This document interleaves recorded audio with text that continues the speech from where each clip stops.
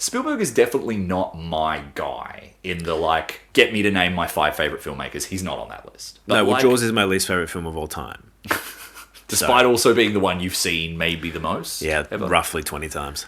Wow. Maybe more. I really think it's just objectively, obviously he's a great filmmaker. He's made some movies I really, really love. Mm-hmm. I don't think about him as a guy that I'm just like, that's my dude. Like, he's not Scorsese, he's not Gerwig, he's not Fincher to me. He's but, like, it's so strange because he is the guy. Everyone sort of goes, well, He's the guy. Spielberg, right?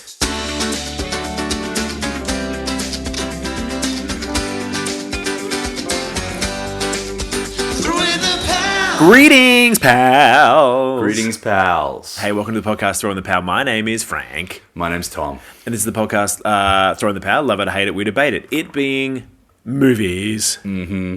And today, Tom, you're right in the middle of a drink. You okay there? Sorry, yeah. So you were talking. I was. Yes, of it course. would be. It was. It's a. Some people think you're just my puppet. So that was like my ventriloquist trick. That, like, see, Frank can still talk even when I'm taking a drink. Yeah. It's nice for me to get a break. For any actual listener, they know that I do the intro and then I just sort of sit back for an hour. So yeah, I just did a bunch of stuff. This for the viewer, I did some stuff out the side of my mouth there to suggest that it's me actually voicing you. It's really great. I'm glad we're here. So today we're doing Disclosure Day. Yeah. Spielberg's latest Full disclosure. jaunt. What would we tell people? What would they not know about us at this point? Well, the funny thing that people don't know is that we rate movies out of 11. Actually, I think it's okay. I'm going to give you 2 notes there. Okay, give me the note. A thing people know that is not funny is that we rate things out of 11. I think you introduced it very poorly. I think you used the wrong terms there. I think most people, a frustrating thing that people are painfully aware of is that am I stalling enough to let you know that my 11 is not something You that haven't got an 11. I have I'm one. really surprised. I have one. I have a part of it that's going to upset you. Okay, go. I want to reference someone, but I don't know the actor's name, and I forgot to look it up. Who is it? It's the Travis. floor. It's the floor director at the KCXC studio. So the guy who's like, basically managing the whole set, and he's a familiar face. And I was like, I've got to look that guy up because I'm going to reference him. And this is the moment I realized I didn't do it. So if you want to have a go, I don't know if you have the mechanism or the means to actually research. The floor manager here is played by Margot Siebert. Margot? Yeah, a woman. That tells me that's okay, so it's not Margot. But I believe he has an actual character name. But we're not going to find it now. I wish you had done any preparation. I think his son's name is Doug from the set. Duncan, because Emily Blunt whispers to him about Duncan and says Duncan's a good boy and he needs you there tomorrow. Okay, but that's not the. So if you could look that, can you type that in? Can you type in Duncan's dad Disclosure Day and see what comes up? Whoa, I'm not going to do that. We will work out who he is, I'm sure. When? Some point. I'm literally when just when the scrolling Oscars now. roll round and he gets nominated, obviously we'll all be shouting his names from the rooftop. So we rate films out of 11 because Emily Blunt, whose character name is Margaret Fairchild, says to him that she's going on the air and doing a special report. And his response has no less than 11 O's in it when he says, okay. And I just thought that's about 11 O's. So, like, maybe even slightly more. But that was... He said that, and I was like, done. I'm great. I get to go have my scone again. As listeners know, I reward myself with a scone whenever I come up with a particularly good 11. And sadly, Tom's never had a scone. I've had 2 scones never had a ever. No, that was one of the worst And I had them ones. both for this one. 11 O's in his okay. He says a lot of O's. I really love moments like that get stretched out just enough where it's a beat too... It's not a beat too much, but it's a beat more than you would expect. Most people go, okay, but he just... You're giving us that's a lovely little acting note. Like most people say okay. Some people even say okay. But he did 11 O's. He did I think 11 O's. Spielberg came in and was like, try 11. I don't have a good Spielberg. 11. Yeah, okay. There's no Thomas, easy Spielberg impression, is there? You can't really. Shout your name if you like this film. Tom. Frank. Oh, lovely. Like That's good. Yeah. Big time. Like big time. Yeah. Give me a nice. number. Give me a number. I'm at like an 8.6. I'll play some guitar. 8.6. I'm at like a 9.5. Ooh, lovely. You know what you and Wyatt Russell have in common? We're a 9.4. We're positive. You'll play some guitar just randomly in the middle of things. You'll just pick Wyatt up a guitar and Russell, stuff. Maybe the most charming performance in the movie. I disagree with that. That's maybe a charming performance in the movie. I would say almost certainly the most superfluous character, and I had the pleasure, the dubious honor of watching this movie with two of the most excited women. Maybe it was their first movie. I don't know. They must have been middle-aged. Wow. Big game. And they were responding to this film in a way that I went from finding obnoxious to just like kind of perilously charming. There's the speech that Coleman Domingo gives to Colin Firth when they first meet in this film face to face, and every line Coleman Domingo said, one of these women who were a few rows away from me went, to like every line he had of just like affirmations about what it means to be human. They strongly agreed. They were so, but also every time there was a moment where you knew an alien was about to appear on screen, the other woman would go, "Nope, get fucked," like at the top of her lungs. Why? Is she scared? Is she scared of aliens? Yes. And the commentary they offered that I found the most salient was every time Wyatt Russell got in the way, they were just like, "Dump him!" Like, they were just so over that character. And I was like, I kind of agree. I think this guy's a bit of a wet blanket. Like, yeah, I mean, that's his role. It's necessary on a certain level. The moment but also, he was gone, what would you do like, if your partner of how many years started speaking I'm not interested in watching languages. a movie of this sort of like genre and texture that's going to ask, what would a real person do in these situations? I don't really have interest in the real people in this movie. I have interest in the weird people. It did add some levity. It did add some maybe silliness that, was surprising to see in this movie. He maybe said a couple of things that I sort of found funny, but for the most part, he was troubled boyfriend there to be sounding board. And then once the movie was like, we only need this for so long, and then he was gone, I was like, oh, thank God. Like, really. And I think it's telling that, I know we're jumping all over the place. Once it gets to the end of the movie, he does not make a emotional return in the way that two other characters do, because it's like it would feel cheap. We'd be like, I don't know if the movie's earned that. Well, they've cut him out when she reads his mind. Spoiler alert! And she was like, "You're going to leave me. You were going to stay in San Francisco, wherever they are." And you're like, "Oh, okay, so he's done, and that's fine." But it makes it a very easy cut and run from him when you move on. Yes, I think that's an accurate, or rather, it's an efficient way to get rid of I it. did think straight at the start. We've spoken about Emily Blunt many times, but I used to rave about her. Maybe we haven't. We've done Have we ever Oppenheimer. We've maybe just kind of like referenced the fact that she's one of those perennial figures who almost every single time she's in a marquee movie, you go like, is she ever going to have that moment? Is she really going to pop? It felt like Oppenheimer was a little bit of a like, she pops in a couple of scenes in this, but she's the one big female role. I think had an interesting run in the 2010s, especially around Looper, which I think she's awesome in. But for I don't think I remember her in Looper, but she's really good. She's amazing. I mean, obviously, Devil Wears Prada. What's the Tom Cruise one where they die another day? No. Oh, Edge of Tomorrow. Edge of Tomorrow. Again, you're right. Looper and Edge of Tomorrow is that era where it's like, she's like, cool. so she's genre, sci-fi, kind of hard ass in a really interesting way. But again, it kind of goes dry after that. It's like Mary Poppins Returns. Mary Poppins Returns. She is astronomically good in that. Okay. Incredible. I sight unseen. I'm criticizing a movie I haven't watched, so maybe I'll watch it. But it just didn't feel like that necessary to me. I don't think the movie was necessary. And it's weird to have Lin-Manuel Miranda try and be Dick Van Dyke, but Emily Blunt is Julie Andrews. That feels weirdly accurate, though. It's like, hey, we fucked up the first time getting a guy who couldn't do a Cockney accent. Who can we get who'll definitely nail it? He tries his best. Lin-Manuel. It's an admirable shout. All of that was me building up to saying, holy fucking shit, Emily Blunt is incredible in this film. In a way that I was just astounded by. She 100% needs an Oscar nomination. I know it's very unlikely for a film like this, but that one scene, let's talk about a couple of things. Okay, she starts off, she's got an American accent. We're like, oh, are we into this? Are we okay? Do we do like, we are going to blast through a plot description if we don't do one right now. And I'm sorry, I know I've been the one veering us off, but maybe just quickly. Disclosure Day. 2026. PG-13, strangely. I think that fits. Not a lot of violence.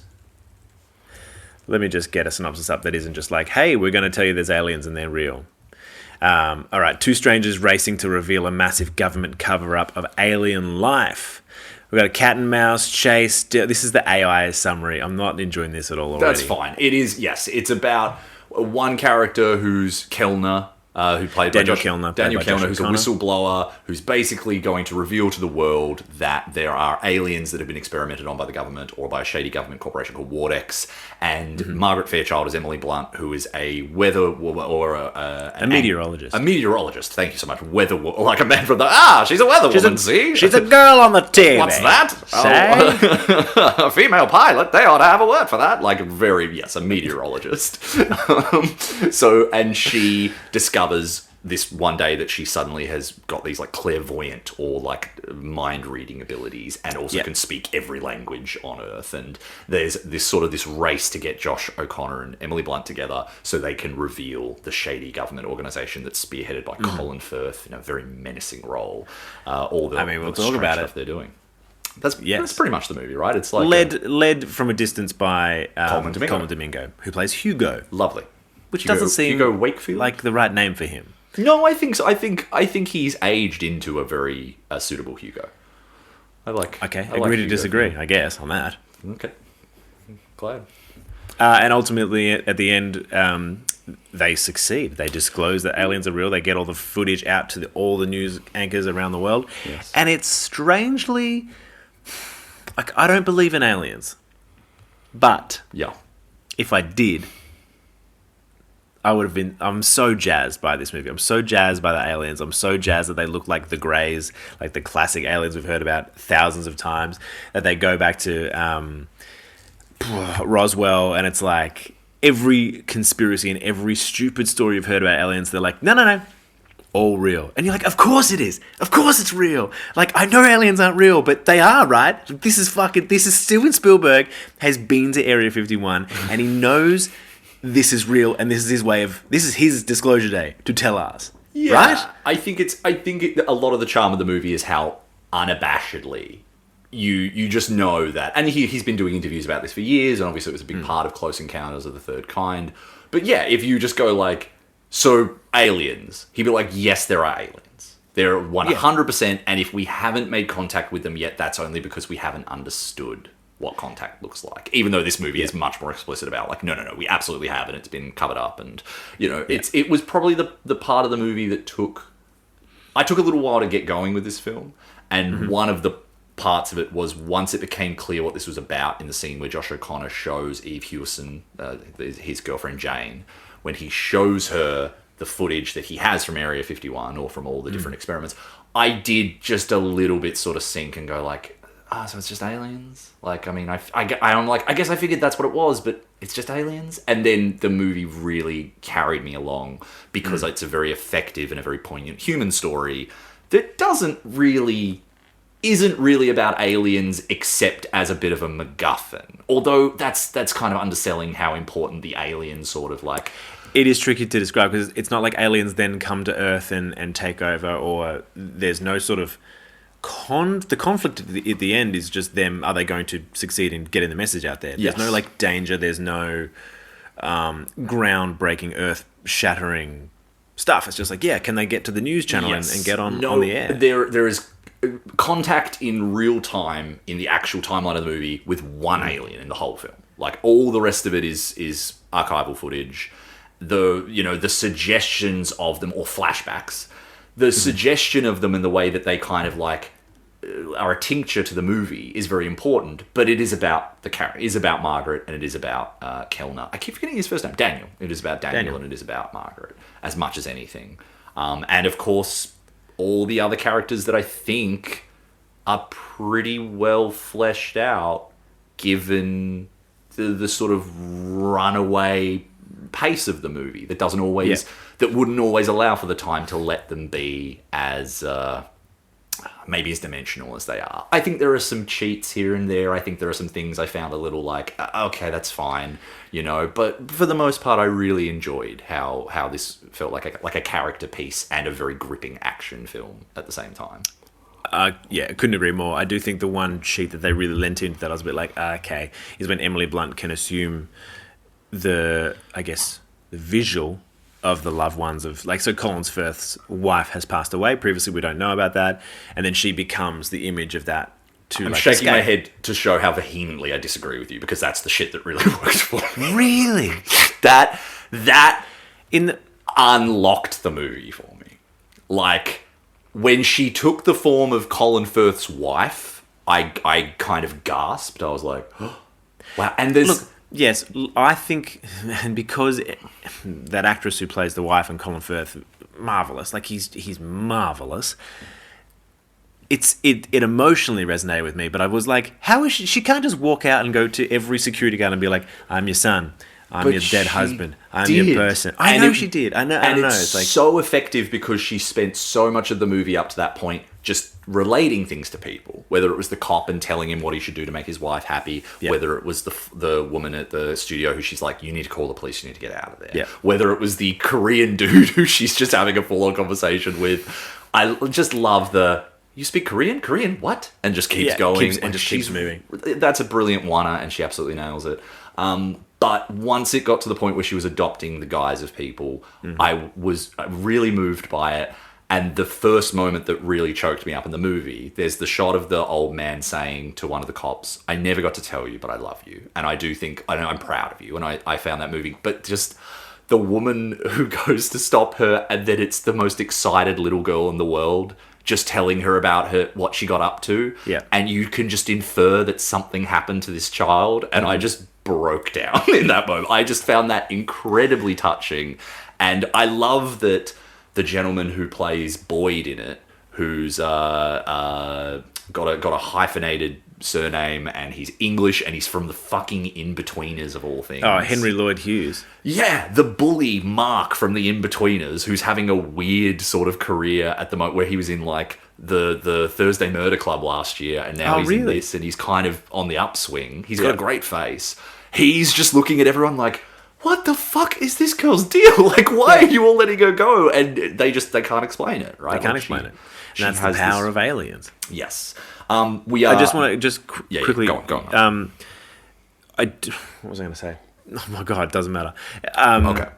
Emily Blunt, her whole delivery and whole character design is amazing. The way she's sort of unraveling, but yet explaining things and kind of analyzing it as she goes. And she's like, and you need to do this. And I'm looking over here and I can't believe this is happening. She's speaking so quickly, but everything sort of has an element of truth. Yes. She's for the most outlandish, fantastical situations. And she's just like, again, how would a real person react? And that's what she's doing. You know what it reminded me of? And it has the comedic inflection, but it has the pathos as well. And it's such a weird pull, but it's like Dory. Like, she kind of switches, like, trains of thought every couple of words. Every time she looks at a person, especially when she's in the car with Josh O'Connor, she's, oh, you were in jail? Oh, no. And, like, kind of is always swinging in that. And it's funny, but it's really touching because she's really just too connected to people. She's just like this person without skin that takes everything on. She's a real empath. Oh, she's a real... She's like real, us. Real empaths. Yeah, us and Margaret Fairchild are the only empaths. We get it. This is called throw in the empath as we... Empath? No, doesn't matter. Continue, Doesn't move matter. on. We can move on. Should we start with... Because you started talking about this and I derailed it by trying to get us to a synopsis.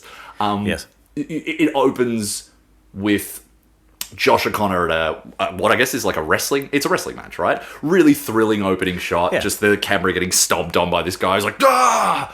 And then, yes, Boyd and Hetty Park's character are there, kind of taking the bag away from him. A lot of things that I really love that Spielberg does that look cool and don't make a lot of sense, but you forgive it because on a certain level you're just like, yeah, but I want the better looking version. When they're like... When you stand up next, or when everyone stands up next, let the bag slip from your shoulders, right? Like, and Hetty Park's got the gun to his side, and you're like, everyone would be able to see that. Like, that's not subtle. Everyone around him would be like, that guy's grabbing onto that dude's backpack, and that girl's getting really close to that. But it doesn't matter. It looks cool. Like, it's well established, like, the geography of it, you know, or the calculus of it. And when he gets outside and he pulls the device out of his pocket, and everyone's immediately scared of it, like, you get the scope of this thing. Mm-hmm. And then him and Eve Hewson are on the run, right? And then do you want to talk about, like, the introduction to Emily Blunt and Wyatt Russell after that? Well, then we go to Emily Blunt's house, apartment, lovely little spot. Her at Wyatt Russell are making breakfast, and she is showing him her audition to become an anchor. She wants to be a real journalist, not just a meteorologist. And he plays some guitar, and she can't really focus and can't really sit still. He plays some guitar wonderfully. He watches her tape. He thinks it's not good, but he lies to her and says it's really good. It's good. Yeah, I'm proud of you, blah, blah, blah. And then she's like, we got to move. I can't get out. I got to get out of this house. She's a catastrophizer, obviously. She kind of just jumps quite anxious, high-strung, you think, like... And obviously running away from something is the feeling you get. Because like, why does she can't just settle? Nothing's calm. Nothing's, she's a river. She's not a smooth, cool pond. And then a little red bird. A cardinal. Cardinal. Thank you. I was like, what the fuck is a bird that they mentioned? Language. But yeah, the cardinal. Okay. Sidebar. Mm-hmm. All the special effects in this movie are so wonderful. The aliens are incredible. All the sci-fi work is so good. Not one of the animals looks real. Not one of them. I was wondering where you were going with that, because I was like, the fox is the most egregious. The fox is egregious. Where I was just like, I've watched The Boy, the Mole, the Fox, and the Horse in recent years, like the Untamed short film that's just like literal sketches from a children's book, and I'm like, that fox looked about on pale. The animals of Farthing Wood. Yeah, say again. The animals of Farthing not good. Okay, that's in there now. 100 Acre bad. Stare? I don't know if there's something. 100 Acre wouldn't include that animal in there. There's not a fox in the 100 Acre Woods, isn't that? That feels like a missed opportunity. I didn't say the 100 Acre Woods. No. He'd almost certainly eat Piglet immediately. Okay, so the cardinal shows up and gives her magic powers, basically. Like, they have this staring contest, and she goes into a trance, and then she has magic powers. She starts speaking Russian or Polish at the breakfast table. Or Polish. I don't know. I don't speak either of those languages. Russell doesn't know either. His strongest moment, him freaking out there, where he just keeps trying to be like, look, because to her, she's just doing the typical run on, like, well, we could go, and you hear New York, and you hear, like, other places that obviously she's mentioning. Reminds me of someone I know. Sure. Who knows? But she's, like, going on in this language that she doesn't realize she's doing, and he, like, has to really push her to shut up to get her to respond. And then the fact slams that she the table. Clicks back and it is English. it's sort of the moment of the film. Obviously, the first opening sequence is quite dramatic, but then this whole scene has been really light and really, just sort of bantery, and then he slams the table aggressively, and you're like, oh, shit. Sure. The tension immediately drops, and you're like, wow, this is a scene. Mm-hmm. I would do this in theatre school, this scene. This is good. I think it's a good scene. I think this is the stuff between her and Wyatt Russell. Any idea of the character's name? I can't remember. Her boyfriend's name. The stuff can tell you. The stuff between them. Jackson. The stuff Jackson, no last name. Jackson doesn't need a no last name. Is that Spanish or is that like Scandinavian? Do you think? I think it's actually Polish, which is ironic. No last name. Yeah. No last. Jackson. The stuff with Jackson. The stuff with Jane in the nunnery. Not my favorite stuff in the movie. Right. Didn't mind the stuff in the nunnery. Look, I liked the nun. I love Sister Mora by Elizabeth Marvel. I love Elizabeth Marvel. Like, who is that? Okay. I saw her. So she's obviously the founder of Marvel Comics. Yes, absolutely. And she is the former queen of England, Elizabeth. So, Queen Elizabeth, Marvel Comics. That's absolutely Wow, she's doing well for herself. Yeah. DC did comics. You should tell the listener your WD-40 joke. No. We'll save it. Save it to the end. Oh, yes. That's really going to track here. You fucking idiot. All right. Elizabeth Marvel is someone I saw and was like, that is one of my favorite people, and I'm trying to remember why. And it wasn't until Jane called her later in the movie and she was smiling And I was so unused to that. I'm so more used to her like sort of stern expression. I was like, oh my God, it's Maddie. It's grown-up Maddie from True Grit. And it just like really fucks with me. That's basically the best movie ever made. And I just clicked on her profile and the first thing is True Grit. And I was like, oh, he's going to say True Grit. She's only in 2 scenes of that movie. But she is perfect. She's perfectly cast. She's also in Lincoln. And she and Bill Camp, her real-life husband, have a scene where they talk to Daniel Day-Lewis and both use a fairly unsavory term to refer to the African Americans during the Civil War. It's, I heard it was scripted. Do you want to say it? No, I don't. But it starts with the same letter as my refusal. Oh my God, she's in Burn After Reading. She's Sandy in Burn After Reading. She's in Burn After Reading. She's in a handful of other things, but I do just really, really... I see Elizabeth Marvel, and I just go, oh yes, that's grown-up Maddie. I love her.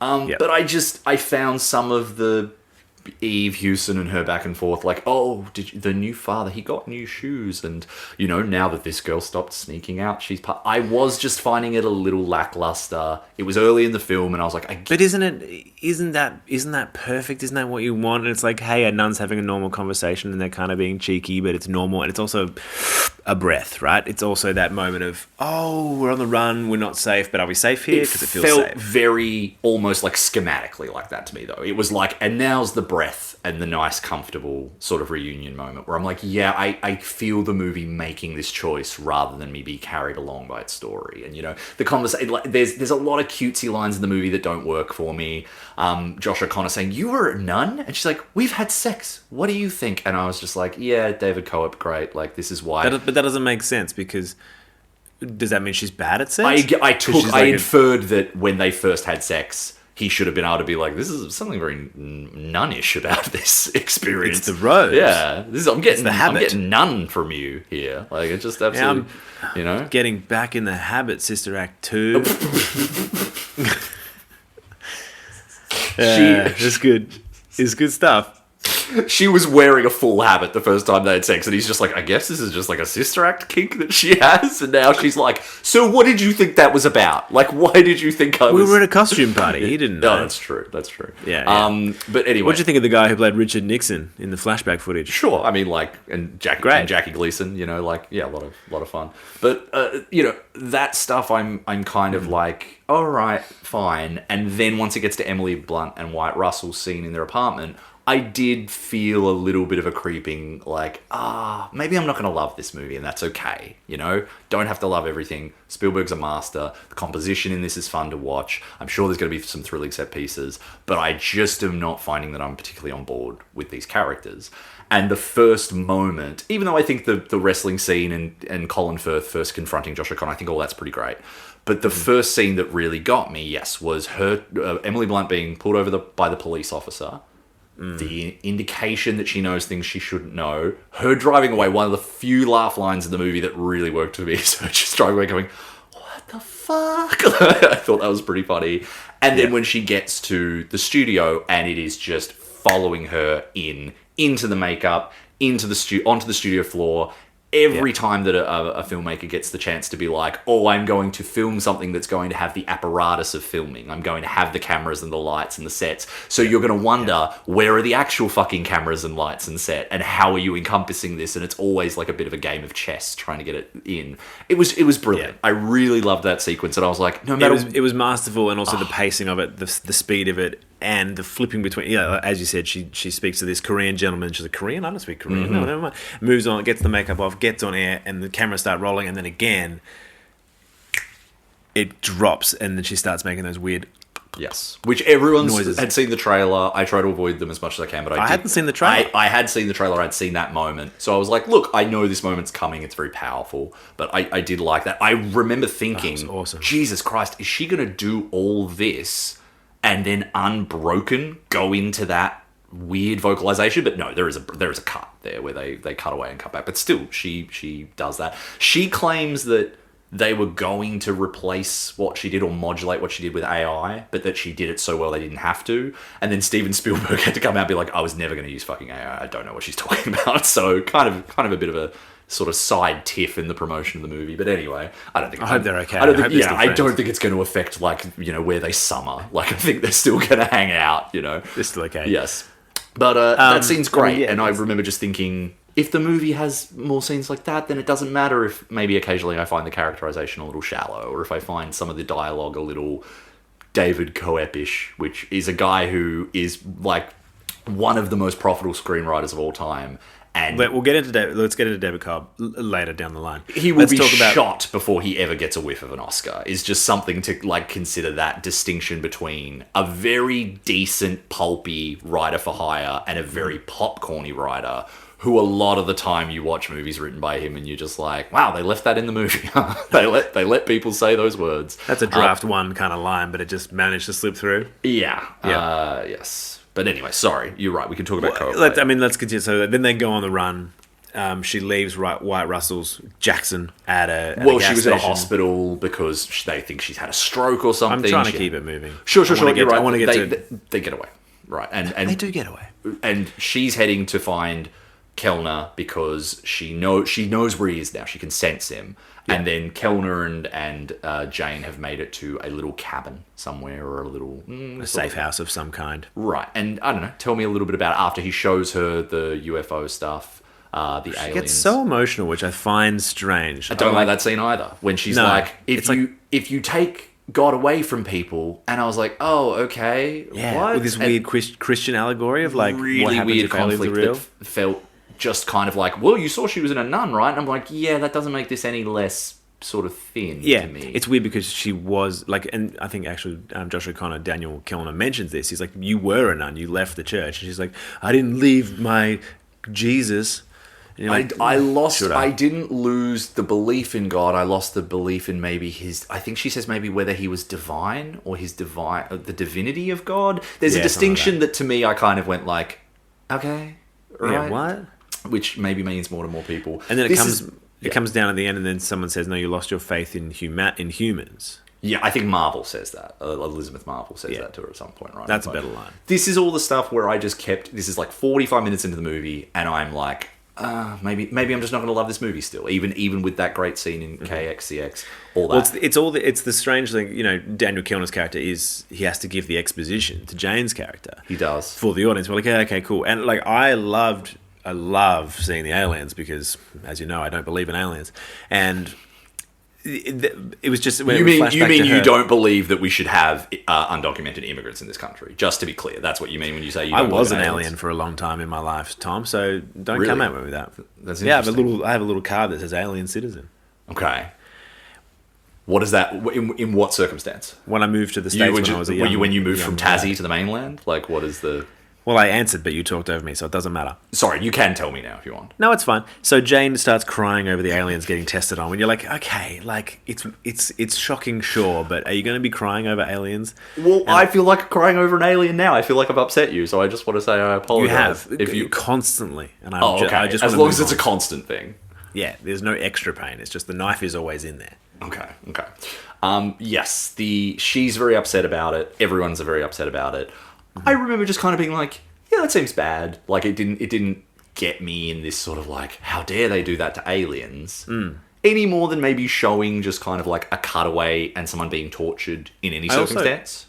100%. It's like, we've seen Guantanamo Bay. That's this bad. Isn't that shocking. It's shocking. It's awful, but yes, I'm kind of like, yeah, okay, poor aliens got tested on. I'm not surprised. Like, if aliens came to Earth, they would get tested on. And on Daniel Kellner's whole argument, I'm kind of like, does the world need to know? Like, I know that's the whole fucking bedrock of the movie, but if aliens are real, and I don't believe they are. No. Even though you have a card to prove it. The government would fucking hide that. 100%. But that's you almost coming down on her side of the argument just from a different... I mean, it's the fucking Tommy Lee Jones in Men in Black.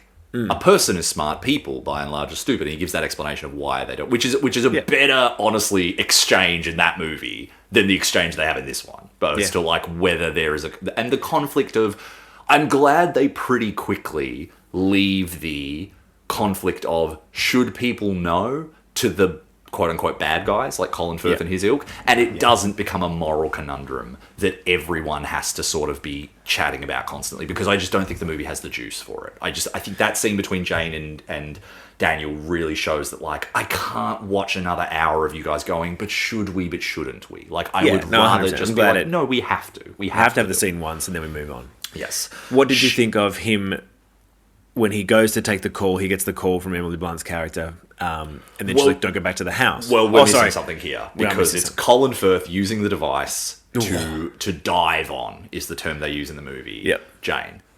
So he first tries to dive on Daniel Kellner, and he can't. He gets kicked out. He's an experiencer, as they say, so he can't dive on him for whatever reason. Which means he's had a close encounter of the fourth kind. Probably, absolutely. Yeah, which means you've watched Close Encounter of the Third Kind backwards. Correct. Yes. And with subtitles. Yeah, absolutely. But you know what a Close Encounter of the Fourth Kind is, right? Yeah, absolutely. We just explained. No, go on. What is the Close Encounter of the Fourth Kind? It's getting abducted. Oh. It's like a Close Encounter, it's like a rating system. So Close Encounter, is it like base? Like Close Encounter of Fifth Kind's like you hook up? Yeah. Okay. Well, fourth, you assume it's like... If someone says fourth and winks, you're like, fourth encounter. You got probed. So So Colin Firth uses the device, he dives on Jane, which basically projects himself into her mind and into her body. It's so upsetting for so many reasons, and it just keeps... The way that Spielberg sustains that scene, where you just keep thinking it's going to end, and it doesn't, but not in a like, God, this is dragging out, right? You're like, God, he's just so committed to this bit of, I need to get something from you. And he's almost talking to her like a child, like a 7-year-old that you're like, okay, you can't remember the name of the street. What can you remember? Yeah, to give me something. And the way he's just getting more sweaty and bedraggled as it goes on. And like the bags are just looking older and just it's fantastic. He's great. And it's such a strong tug of war situation because she's fighting so hard and using again her little crucifix, the religion thing to like cause physical pain, which apparently gets her out of it. Briefly, he just keeps coming back, and he's we've got so the driven. obviously symbolism of the stigmata there, where she's got a hole in her hand, much like Jesus, right? You know, so it's there's a lot of religious iconography in here that I think the movie kind of goes like, maybe we're going somewhere with this, and ultimately they're not really, but that's fine. That's fine. Anyway, I love that scene. I really like that. I really like that every time Josh O'Connor calls Hugo, Coleman Domingo, they're assembling a house around him, and it's just again that moment of Spielberg being like, I do so much stuff where I do great blocking of actors, where I move them in a scene in a way you wouldn't expect. What if something's just being assembled around him the whole time? Wouldn't that look cool? And you're like, it does look cool. Awesome. Good. It looks great. And the whole time you're like, what are they building? Why are they building a house? Why is he on a movie set? What is this? What's happening? And he never stops moving unless he needs to make a point, which I think is just fantastic. Blocking is just like, of course, he's still for the moments that matter. Yes. But also, like, it has this kinetic energy of, like, we're all on the move. Josh O'Connor's on the run, Emily Blunt's on the hunt, and Hugo is, like, non-stop building this house and moving around, like, physically. So you always are like, oh, no one's at rest. Nothing really feels like we're okay here. It's amazing, sort of just, it keeps the tension at this level the whole time. I think you're right. And I think then it builds to, there. When then it builds that's alien. That's Alien, Cole. Kind of the first... They're not real. That's Sixth Base. You can block your eyes because it's too much. I can't handle it. There's just one alien cock on either side. The tour de force of the movie up to that point, because there's more virtuoso scenes after this, but it is then Josh O'Connor knowing that he can't go back to the house, but wanting to steal a car. The camera following him in a way where you see a hole in the fence, and then the camera moves through the hole in the fence, and you're like, Jesus Christ. And then he gets into the car, and the camera gets into the fucking car with him because the door's open. And just everything, you're like, you motherfucker. You can't keep getting away with this, Stephen. Like, is insane. You're 80 years old. Calm down. But I picture him, like, with the camera. You do. That's it. The problem is you can feel his excitement and his joy, like, almost shaking the frames of the edges. He's just like, look at this fucking shit. And you're like, yes, this is excellent. Well done. He's a nuffy for film. He's a nuffy for that sort of stuff. And you're kind of like, is there a cut? Is it just handheld? How have they done it? However he's done it, it's brilliant. When he drives into the house to get Jane back. What am I doing? What am I doing? Oh my God. What am I doing? Very funny. And then Very just drives off with her. I'm really into I this did whole think the sequence. timing of that whole scene was a little flawed, where you're like, okay, like they couldn't yank the door open. Sure, whatever, let's move on. Sure. Like There's the extra like- element of this, of Jane being hypnotized or dived somewhat on. brainwashed. Yes, dove on. And you know she's got the knife in her hand. Yes. And you're like, well, again, the tension is like, just... And it's a very easy... Getting excited just I'm thinking a very about it. easy lay for... You're an a easy lay? person who's... I'm an easy lay, in general. It's just something... little known fact that a lot of people know. The movie... Oh, like, anytime a movie has a character who's fighting against something within them, and they have to... And just the moment she pulls the knife and she's going to hit it, stab him, but you see her look at her hand, I'm like punching myself. Just like, fuck yeah, fuck yeah, fuck yeah. And when she stabs through her hand to get Colin Firth To come to forth. fling him forth from her, Good, to good. fling Colin out, it just is so brilliant. I love And everything then about he that. unravels on the floor, and everyone's like, "Quick, fucking save his life! He's gonna die!" And he's like, "Get off me!" Yes. Like he's freaking out. He's just It's so visceral. It's tangible. It's arrogant so and so sweaty. insistent that he's the one who can do this. You know, he's the only one who can use the device. But everything there is great.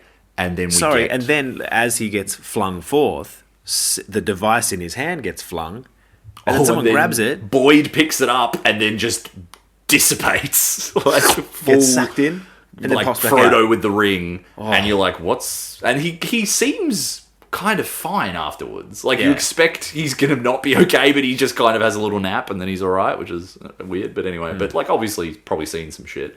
But it gives us the invisibility aspect to it that comes up later, so it's kind of a necessary scene for that reason. They push the car off into the ravine to throw the agents off their scent. They end up going to a motel, right? Which I was like, these agents are dumb. These agents don't even check behind the rock right there. The thing you were saying about the agents probably could have caught up with the car. The thing about like at the wrestling match, everyone would see what's happening. It makes no sense logically. Visually, it's great. It's excellent to have the camera with them watching the agents and then them just skulking away. In a way that, like, yeah, if someone turned their head 10 degrees that way, they'd be like, they're fucking there. Like, I can see them. Look at all these trees moving, and they're yes. giggling. Why are they giggling? Why are they, like, high-fiving over and over? So We did it. we did it. We tricked the government agent. But they get away. The movie really unlocks for me. Like, that unlocks there. That's great. That's brilliant. It's a continuous unlocking of getting deeper, I think. Because when I first started, and you said this, when I first started the film as well, I was like, ugh, Emily Blunt, not on the train with her, finding her a bit obnoxious, and just like, you know, obviously you don't know what it is. So you're kind of like, okay, aliens, what's it going to be? And you're not in yet. You're not even hooked a little. And it does continue to hook you and just get more and more hooks in you. It's a very surprisingly rich film that unravels, and it kind of got to so many points in it where I remember thinking like, fuck, I'm going to love rewatching this, because there are so many sections in the early running where I will be much more willing to be like, I've got a lot of affection for these characters now and I know where they end up, and I'm carried along by that, because we get that sequence, we get Emily Blunt abandoning Jackson, and we eventually get Josh O'Connor and Jane in a motel. Probably the last part of the movie that I find a little silly, a little how's your father, just in the way that, one, Josh O'Connor ties her up to the bed with the flimsiest like dressing robe fucking cord, and it's like, well, this will be fine, good night, right? Weirdly, that doesn't work. And then when they get sprung, he gives her the device, to which I'm like, dude, if they catch you and you don't have the device, there's only one other person who can have it, and they know how to dive on her. Don't give her the fucking device. Like, that makes no sense to me. I didn't even think of that. I was just like, that's good misdirection. At this point, I must have been in. I was in. That was the last moment of the movie where I was like, that's the dumbest thing you could do. I get that it sets up a wonderful moment late in the film, so I'm okay with it. But it at the time bugged me. When Emily Blunt makes it to the base. Okay, so Josh O'Connor gets caught. He gets taken to the base. Being and they're interrogating him. They're like really getting up in his grill. Yeah. And who should stroll in? Waltz in, you could even say.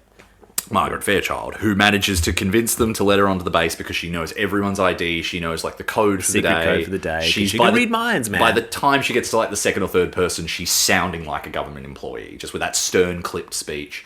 When she walked into the fucking trailer and sees him, I just was like, I didn't realize that the second these two saw each other, I was going to feel like levitating, but somehow And why do we? Because at that point, I needed them to be together. I needed them to be in the same room. It was well done. That subtle build towards these two characters and their journey towards one another. You still don't really know why. You just know they have to be together. You don't know. Fucking... It's inexplicable how Spielberg does this. I don't know how he does it. Every character in that scene goes, that's the meteorologist. Like, they all know her as much as they have her on the screen and they do a kind of like, how did you get her on the TV? It's just, the thing that reminded me of was the Girl with the Dragon Tattoo, the Fincher film, the American version, which for the first hour, maybe more, Lisbeth Salander and Daniel Craig's character are separate. And when they finally are in the same room together, you're just like, oh my God, this is all I've ever needed. So this has been building towards these two meeting. And that feels a little more inevitable. This caught me off guard completely. When they fucking held hands, when she touched his hand, I was like, oh, I love this movie. Turns out I love this movie. There's just something about the energy that has been crackling at a distance between these two, that the second they're together, it all makes sense. It all clicks. She gets through because she's able to imitate everyone or show everyone the version of the person they need to see. She's talking to him in the car, able to read his mind. They have a wonderful exchange about how he feels so isolated because he basically sees the world in fucking Matrix code and her experiences as well. And then they get rammed by Boyd. Their fucking car hits a train, and the train carries them along the tracks, and there's another train coming, and I'm screaming! Just like, it's such an amazing set piece. Finally! It was so... I love that set piece so much. It almost feels out of character because it is so Indiana Jones. It is so like hardcore classic action moment, and you're like, oh dear, I can't help but love this. But it does feel like it's the ticking clock of it all. Like the car's getting slowly pushed onto the train track. They're trying their best to hold back, and they've got to like jump out and climb. And then they're trying to jump onto the moving train once they finally get dragged, and she can't do it, and then she nearly falls off. And then he's like, "Job, Sayer, I got you." Apparently, a huge amount of that. Whenever they say like, and all that was done practically, and you know, we just actually fucking did that, and some people died. Like, obviously not, but a ridiculous amount of that was done practically. Apparently, they really did stage Boyd, the actor, like ramming a car. It really did hit a train, and it really does get carried along. Now, obviously, it is not then practically Emily Blunt and Josh O'Connor attached to a train, or a train attached to a car, but a lot of that sequence is practical, and they spent like days setting it up, which is just because it looks incredible. The entire time, you're so scared about how kinetic it looks. Like the ground is so close to their face, and you're just like, if they fall off there, they're fucked. This is so bad. This feels so dire. Again, it's Spielberg being a film nuffy of like, how do you do stunts well? This is how you do stunts well. You do them for real. Okay, and then they get on the train. They get into a calm space. Do you want to talk about this next scene? Because this is the Oscar moment. This is the greatest performance. Just in a way that both of them together, the way they... Okay, Emily Blunt has a panic attack, basically. And she's mentioned before her father had Parkinson's, and then she's having a panic attack, and she starts shaking, and she's like, I can't control it, I can't stop it, and starts spiraling about, losing control of her body and not being like her dad. She sells that so well, and I don't fully understand how, because it should feel cheap that they mentioned, like Chekhov's or Parkinson's guy, I suppose. Yeah, like that, my dad died of Parkinson's anyway. But when her hands are shaking and she's like, it's like my dad, I can't control it. I was like, I don't know what I'm going to do. But because this is so upsetting. Same way that when she's in the car and she's like, oh, you're in jail? Oh my gosh, and we got to keep driving. And she's talking and she's kind of unraveling like Dory. This is the same energy. But like you said, with so much pathos and so much emotionality and so much panic, you would just, you can't help but get... And then Josh O'Connor just like grabs her and holds her, and he's like, and then he's like, let's touch the piano strings, the piano wires, which is like, the sound and the audio editing here is like, it's just the nicest touch you've ever felt. And it's so warm, and there's such a connection between those two, which you're like, how and why, which of course will come into it. And Josh O'Connor is such a beautiful, kind actor and person.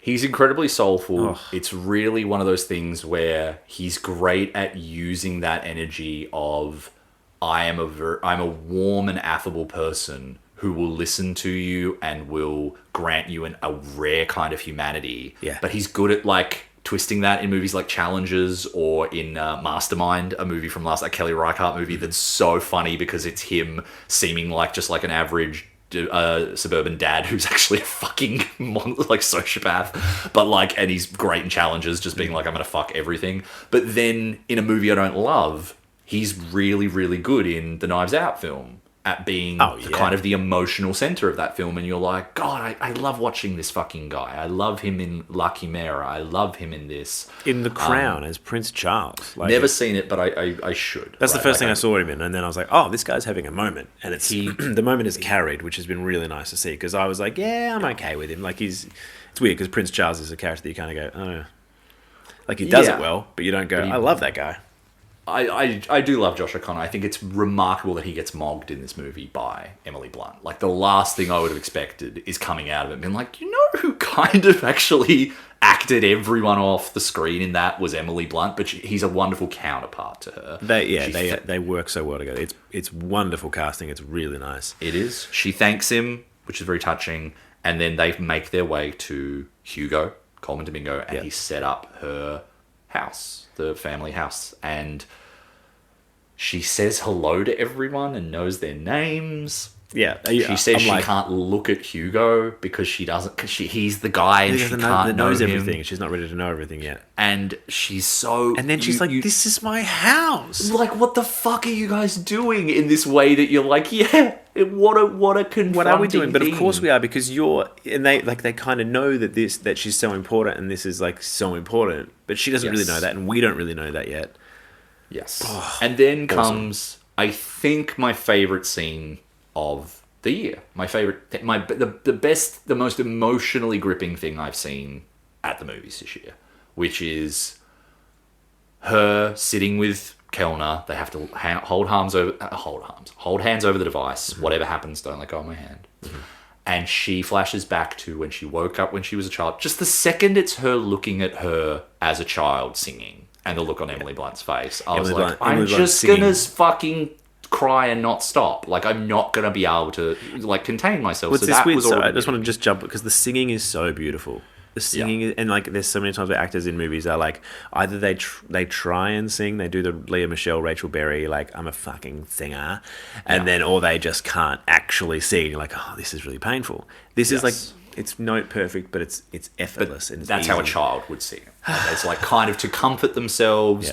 She's frightened and she's trying to give herself some sort of courage from her singing. She's generating it herself. And then the animals come along, which I'm at the point with the movie where I'm like, these animals look kind of dumb. I'm still in. Like, yes. And the deer looks the best out of all of them. Weirdly, the deer looks pretty good. Deer's eye, when it gets close to the eye and you got the little like micro furs, that's like, some of it's really good. Yes, the fox looks sort of whatever. Well, it's hard because no one's ever seen a fox in real life. That's true, but they're only rumours. It's hard to know. We've been outfoxed. The movie then, there's a moment where someone says, I can't remember if it's Josh O'Connor, I think he says, yeah, they're not animals, which is very alarming, but also kind of like, he's just trying to protect her. He sort of starts panicking. Something's happened to him, and we can tell something's happened to him because of this, right? Mm-hmm. And she walks through the snow. The snow is falling up as she's walking through it. Very Hansel and Gretel, as they reference, right? She's walking to this old gingerbread house. She goes in, and the deer, she's on a table, and the deer is looking over her. And the camera pans around, and in the most subtle way that I didn't even catch it happening, when it's the close-up on the eye, it turns into an alien. And it's looking over her, and she's scared. And then it cut to a young boy in the same position. Yeah. and she reaches out and she says, "It's okay. Don't cry, Tom. Don't cry. I know you're about to cry." It fucks me up so much. I can't believe how much it fucks me up when she reaches out for his hand. And they grab hands just like they are in real life right now. As I was watching it. like, I know it's so beautiful. And like they these did. people have shared something since childhood that no one else could understand. And the they whole don't movie has even been understand. building to telling me this. And I forgive it for the dumb shit at the nunnery. And I forgive it for Wyatt Russell. And I forgive it for some of the weird quasi like geopolitical stuff that it's sort of tossing off and not really doing anything with. It doesn't need to. I was like rocking back and forth. Like, what the fuck, man? And that shit is beautiful. It's beautiful. a stunning moment and a stunning reward for 2 hours of this film thus far. And then it gives it the emotional weight and the time of what's the experience they had, how does this sort of tech kind of work, and what have they imparted into their brains and all this sort of. It's not just like that's the scene and it's over. We really get like 5 minutes in this other world of the aliens, and it's really beautiful, really sort of calming and soothing. And then we get back out and we're them getting accosted by the bad guys, Colin Firth and his crew. Which, it's also like the moment where she finally looks at Hugo and says, "It's so good to know you." And it's pretty much everything Emily Blunt does for the rest of the movie reduces me to a puddle. Like, I just start to like fucking evaporate or precipitate, I suppose. It's just crazy. And then, yes, when they come to the warehouse, she's shielding them all, making them invisible. That's such a great little... Like, the best sort of Spielberg stuff is the little kid logic of, like, they can't see us because we're invisible. And you're like, yeah, fuck yeah, they can't see you guys. And, like, this weird, like, the lovely comedy of, all right, the guards are sort of storming it, and they trip through the window, and they run into the fire. They run into the fire hits truck. the door and slowly falls through it. That was... just so funny. I mean, there's fact a lot of getting comedy in lifted the up movie by invisible people and carried away. Yeah. The fire trucks just like driving out, and the invisible splashes or the splashes they leave. Yeah, it's awesome. All that's brilliant, and then So it much builds fun. towards the final scene of the movie. A KXCX, which I remember. I will grant Wyatt Russell this. I remember it's called KXCX because he says KXCX sexy, right? Like he makes some sort of pun about that I think I just butchered then, so I don't really know. But KCXE. Oh, KCX sexy, KC sexy. I think he says yes, KCXE. And then they get there, and Emily Blunt is continually telling people, she says to the floor manager, "Duncan's a good boy. He needs you there tomorrow. I'm gonna go on the air." Okay. The other woman comes up to her and says, "I called the police and we moved out with my sister." Stuff that was set up at the beginning of the movie, and you're like, God, it's really weird what disability she has. And now that you know everything this woman's been through in her life, and the way she's Jesus essentially healing all these people, like fucking a harbinger, or not a harbinger, but like someone to presage the coming Lord and the changing times, right? And she's trying to heal us and expiate our sins and fix us all. But like, it's just insane what she's doing to all these people. But it's also like all of these breadcrumbs were dropped. Hansel and Gretel were dropped at the start of like, Very nice. Call the cops. It's time to do something. You're like, what? Okay, like what does that mean? And I know you don't get to see. Okay, there's stuff at home that she should get out of, but it is a nice. What it does is it allows those characters to be like, oh, Emily Blunt's here, and she's kind of acting crazy, but I trust her because she knew this about my life, and I'm on the boat with her. I'm absolutely Very on her clever train. in that way. You're right. It's she's like won giving them them over. that trust, and it's just because we have that profound understanding of who she is and where she comes from now. Yeah. We find that so much. I find that so much more moving.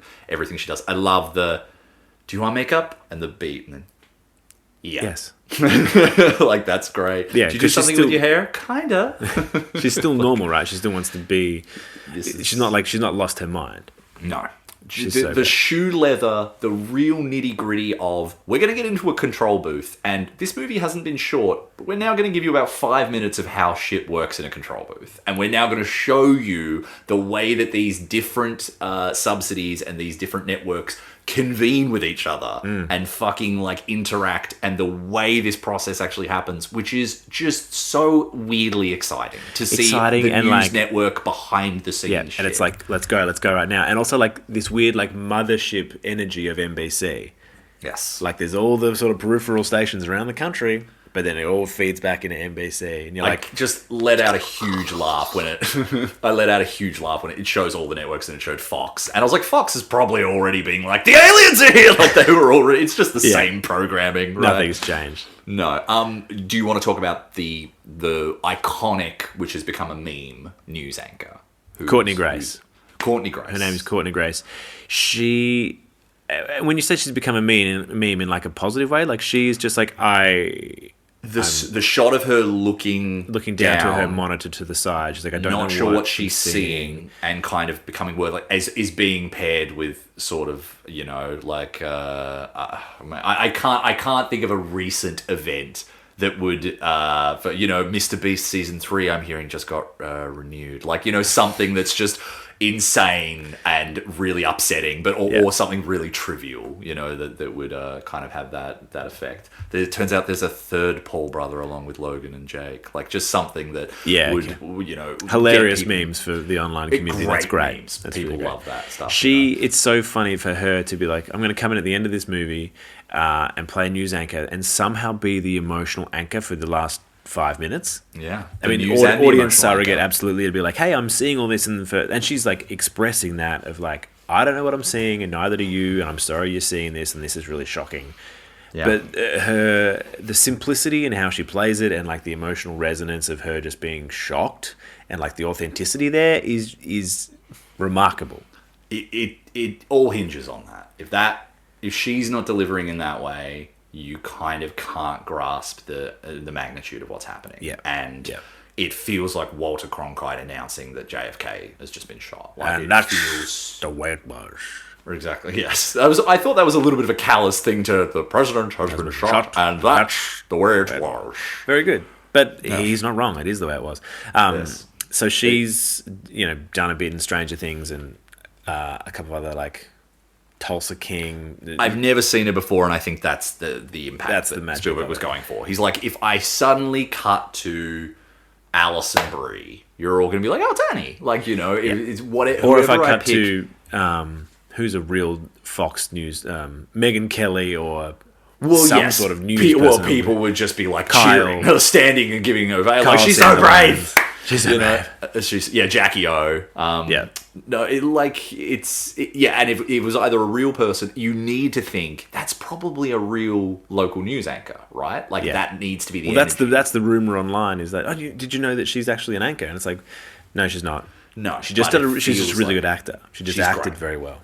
She's very good. The whole unfolding sequence there of the world starting to pay attention to this, which to me feels more significant within the world of this movie. And not our world, because it's not actually real. Is that what you're saying? Because... I mean, I know that sounds like a very fucking, like, vapid point, but I do mean as in, like, I just think that in the world we live in now, not just talking about necessarily AI, but sort of the ways in which things that are meant to be tremendous and paradigm shifting do get kind of folded into like, yeah, that might as well fucking happen. I guess aliens are real, right? Like, I think we live in a world that's a little too cynical and a little too disabused to wonder and the capacity of the ever expanding possibilities of the universe. And I think a Spielberg film is a much more hopeful environment for something that's like, the world would be like. But that's the message, right? Like, hey, aliens are real, that's the magic. and we're all gonna band together and sort of, you know, it's not an end of the world situation, but it is like hey, it's unifying. Yes, and that's the optimism of Spielberg to be like, cool. We essentially have announced, you know, that UFOs or UAPs, as they're now called, are somewhat confirmed. That like big government agencies whose job it is to assess this stuff have gone like, yeah, pretty much it exists. And everyone kind of went like, huh, cool. What's up with Kourtney Kardashian? Like, what's going on there? Well, the thing is, there's still no good footage. Until there's good footage, everyone's going to be like, I guess I am doing the AI route where people will just be like, fake.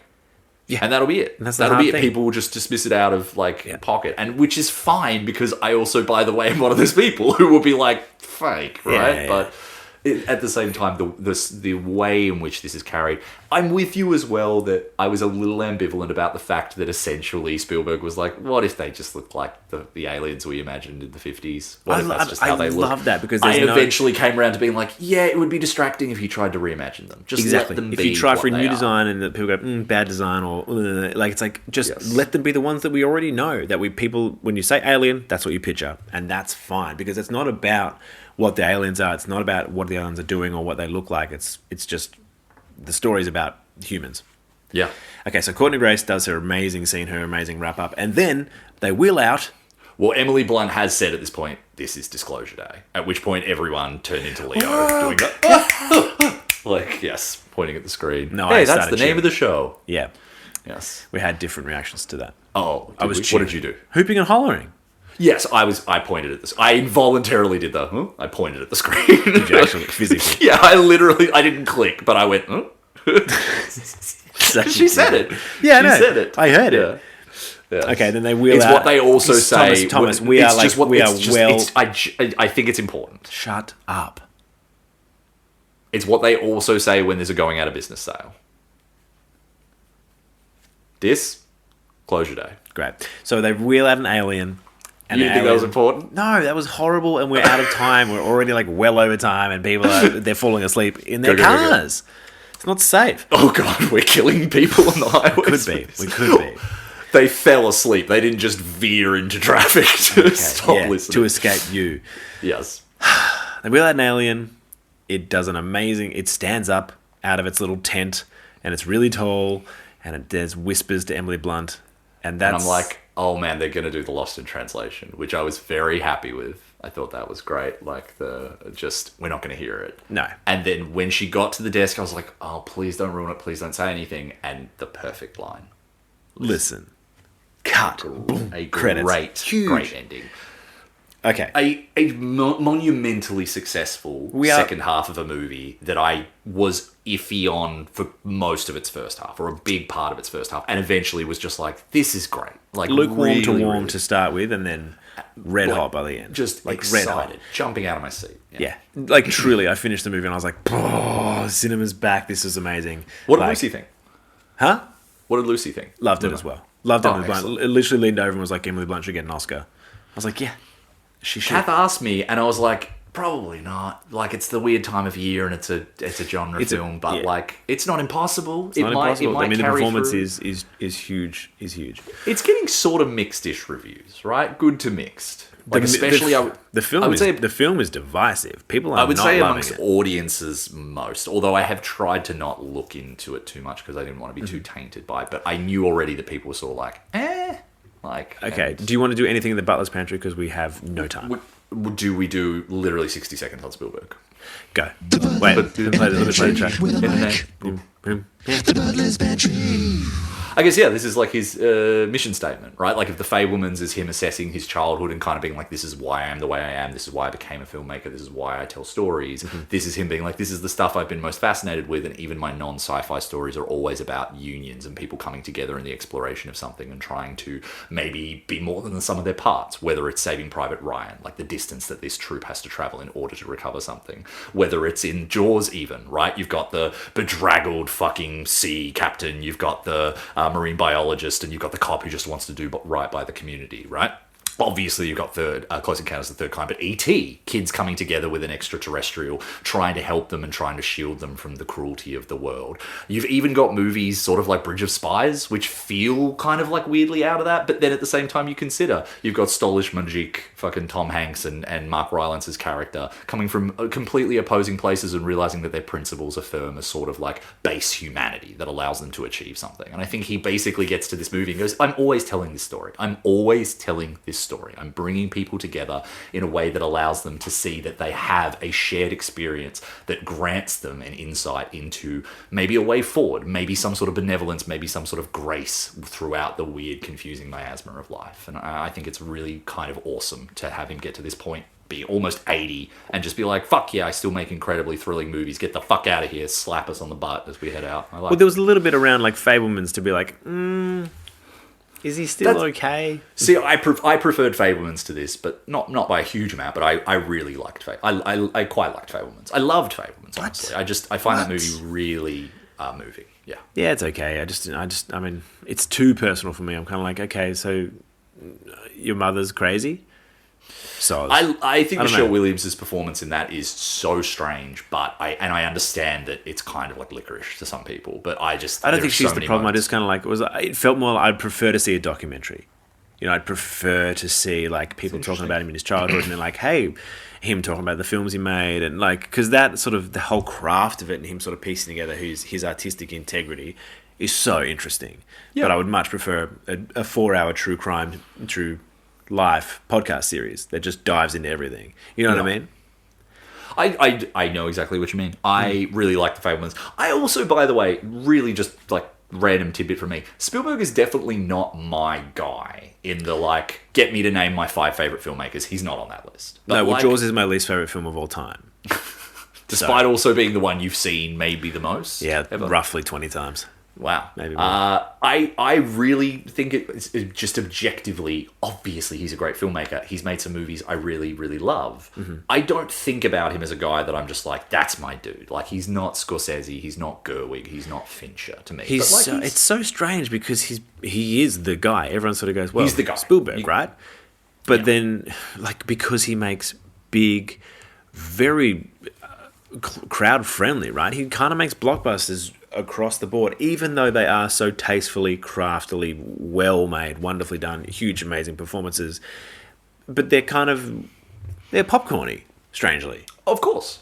And yet he manages to sort of like balance it out with, I mean, he made Schindler's List and Jurassic Park the same year. They both came out in 93. And that's kind of the twin pillar of like, he could have died in a fucking car crash the next year and everyone would be like, we all agree he's like top 5 director of all time, kind of just objectively by doing that. Yeah.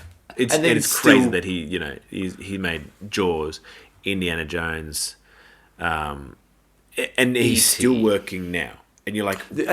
And he only has had kind of a sort of... He had a bit of a weird 2010s. He had a sort of like Warhorse, late 2010s, early 2020s, sort of like Ready Player One, The Post, the BFG, movies that people weren't Bridge of Spies, which is like, I mean, Lincoln. Look, I love Bridge of Spies, but people kind of put that movie in there. Even though but like Adventures of Tintin, you're like, what? Tintin's a good example as well, that people kind of like, oh, I forgot he made that. Yeah. Like Warhorse is one of the most forgotten Spielberg movies of all time. Even a movie like Ready Player One, even though a lot of people think that is a disastrous film I've never seen, a lot of people fucking hate it, but it's got a cultural sort of legacy to it. Whereas, but then like Catch Me If You Can. The Terminal is his most popular film on Letterboxd. Isn't that crazy? No, because that Letterboxd movie rules. I really like Catch Me If You Can. It's not my favourite movie, but I really like it. Wow. You don't often think about his career. It's so strange that you don't, because he's fucking Spielberg, man. We take him for granted. We do take him for granted. Like West Side Story, and we just kind of go like, oh yeah, he killed that. And it's like, yeah, he fucking killed that. Yeah. Like, what a great movie. Yeah. Oh, wow. Okay. David Koep's a weird screenwriter. Yeah. He directed Secret Window. Like, what? Did he? He directed Mordecai, one of the few movies he didn't write. He was like, well, this is a work of genius I could never aspire to, but I will direct it. But he's written a lot of stuff that you go, yeah, like, you know, you said he's sort of like a writer for hire, but he still wrote Jurassic Park 1, right? With Michael Crichton, right? And The Lost World, I believe. He's written a lot of, like, sort of seismic movies. It's just he's also written a lot of weird shit, and he kind of is not a guy, I think... He's incredibly successful. His movies have grossed almost $3 billion all up. Like, wow. Wildly successful screenwriter. But just a guy that you look at the whole catalogue and go like, huh, strange dude, strange guy. Not all hits.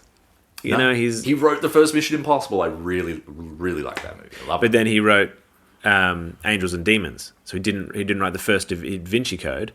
No, well, he wanted to come in and really perfect the formula. Yeah, 100%. I think he was that's a film. Yeah. He wrote the first... They get rid of... the Tobey Maguire Spider-Man. That's his script. He did? He wrote Spider-Man? So that's crazy.